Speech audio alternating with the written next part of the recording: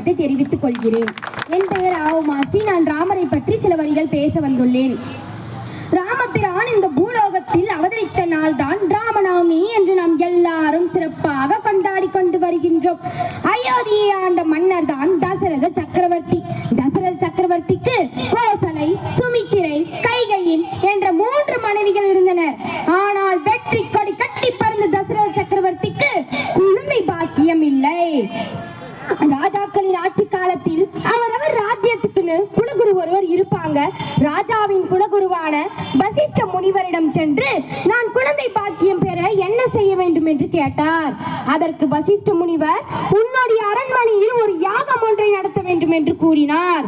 வசிஷ்ட முனிவர் கூறியபடியே ராஜா அவர்கள் அவருடைய அரண்மனையில் ஒரு யாகம் ஒன்றை நடத்தினார்.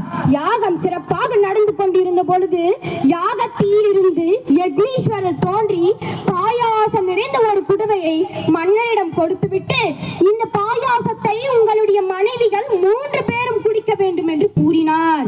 இவர் கூறியபடியே அவருடைய மனைவிகள் 3 பேரும் அந்த பாயாசத்தை குடித்தனர். அதற்கு பிறகுதான் பங்குனி மாதத்தில் வரும் நவமி என்று கோசலை ராமரை பெற்றெடுத்தால் கைகேயின் வரதனும் லட்சுமணும் சத்ருகனும் பெற்றெடுத்தார்கள்.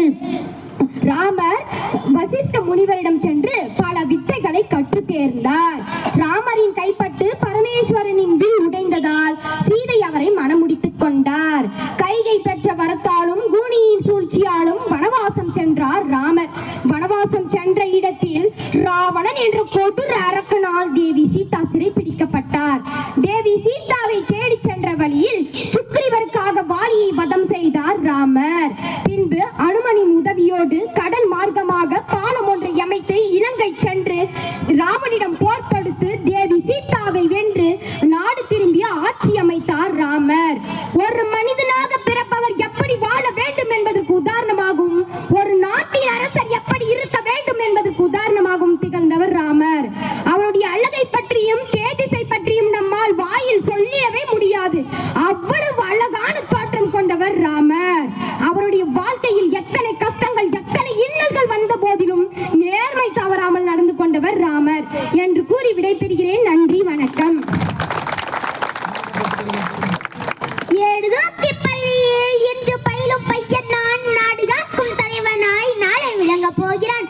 தித்திக்கும் தென் தமிழ் திக்கெட்டும் பரவட்டும் என் முத்தமிழ் தாய்க்கென் முதற்கண் வணக்கங்கள். நடுவர் அவர்களே, ஆசிரியர் பெருமக்களே, வருங்கால தூண்களே, எதிர்காலம் நீங்களே, அன்பினிய மாணவ செல்வங்களே, ஆண்டோர்களே, சான்றோர் என்னை போன்றோர்களே, வையகமே வானகமே என்னை வாழ வைத்த தமிழகமே, உங்கள் அனைவருக்கும் என் முத்தான முதற்கண் வணக்கம் ஆகட்டும் என்று சொல்லி என் தலைப்பிற்குள் நுழைகிறேன். கவனமாக தாருங்கள் உங்கள் காதுகளை.